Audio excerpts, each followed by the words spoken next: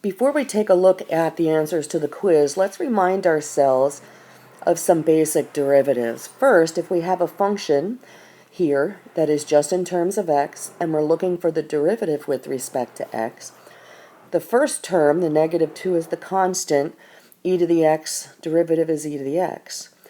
For the next term, the natural log, the derivative is 1 over what's inside, so it's 1 over x squared, times the derivative of what's inside, which is 2x, because we're doing it with respect to x.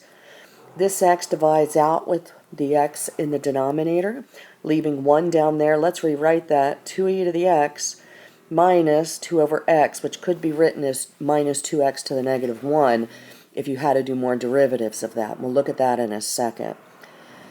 Now when we take a look at this next function, we want to take the partial derivative with respect to x. This is a multivariate function with x's and y's. So when we're told take the derivative with respect to x, the y term is a constant. And so the negative 2e to the y are the constant pieces. The variable piece e to the x has the derivative of e to the x. Let's take that derivative now with respect to y. Now, the e to the x is a constant with the negative 2, and the e to the y is the variable piece. So we get negative 2 e to the x as the constant piece. Derivative of e to the y is e to the y. Interesting, they are both the exact same terms. Now let's take a look at the natural log. It's got a negative sitting in front, so the natural log of x squared, y squared. Partial derivative with respect to x, negative, that negative comes from the coefficient 1 over what's inside, x squared, y squared, times the derivative of what's inside with respect to x, so 2x, y squared. We can divide out the y squareds, divide out one of the x's there and this x, and that gives us then negative 2 over x, which can be written as negative 2x to the negative 1, as I had mentioned earlier. We do that because when we want to now go to a higher order partial derivative and take the derivative of this function with respect to y, we can do that. This function with respect to y is, what, 0? Yeah, because there are no y's in here, the x's are constant, this guy's partial derivative is 0. Now what if we did instead the second or higher order partial derivative with respect to x? That's taking this piece and take the derivative of that with respect to x. Now that's power rule, bring the negative 1 down, subtract 1 from the exponent, and that's going to give us positive 2x to the negative 2, which can be written as 2 over x squared. Either one is correct. Let's take a look. For this piece, let me make it a little bigger to give myself more room. For this one, we've got a multivariate expression function, and it has x's and y's in both terms. So we're going to have derivatives from both pieces here. We just have to be careful what we're taking the derivative with respect to. We're doing it with respect to x first. And so from the first one, the negative 2 e to the y are the constants. The derivative of e to the x is e to the x.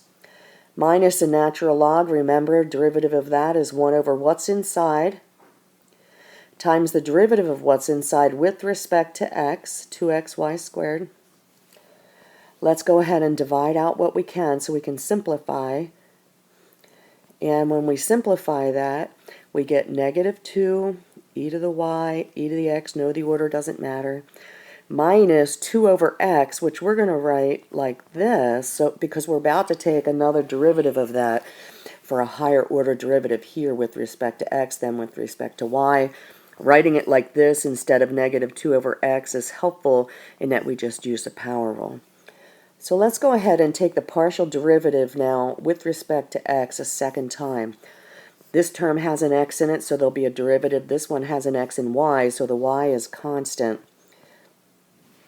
So that gives us negative 2 e to the y. Those are the constants. Derivative of e to the x is e to the x. Derivative of negative 2 x to the negative 1. The negative 1 comes down to get a positive.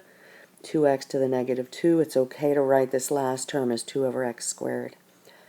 Now let's take the derivative of this with respect to y. This is that higher order partial derivative f sub xy. With respect to y, this term has a y in it, so there'll be a derivative. This doesn't have a y in it, and that's a constant, so his derivative is 0. We're only going to have one term. Let's start with the first one. We get negative 2 e to the x are the constants. The derivative of e to the y is e to the y. Remember, the derivative of this piece is 0. You can put plus 0. It's not wrong, but you don't have to. Okay, now we have to stop. We're going to go back now to the original function and take the derivative with respect to y of this original function. Both have y's in them, so there'll be derivatives from both pieces. For the first piece, this e to the x is a constant.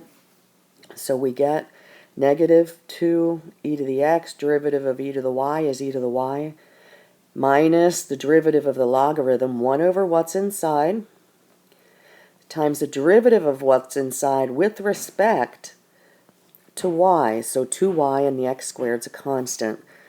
Let's go ahead and rewrite that. There's a negative in front. E to the x, e to the y. These divide out. X squareds divide out. One of these y's in the denominator divide out. And so we get negative 2 e to the x, e to the y, minus 2 over y, which gives you negative 2 y to the negative 1. Again, we do that. These derivatives are going to look much like the derivatives do up above. So let's go ahead and take this partial derivative now again, higher order, with respect to y. This piece has a y and this piece has a y. And so, from the first piece, negative 2 e to the x are the constants, e to the y, derivative is e to the y. For the next term, the negative 1 comes down to make a positive 2y to the negative 2. That could be written as 2 over y squared if you want to. And now let's take a higher order partial derivative f sub yx, which means we take this and take its derivative with respect to x. This guy has an x, he'll have a derivative. This one is just y, so the derivative of a constant is 0. Take the first piece.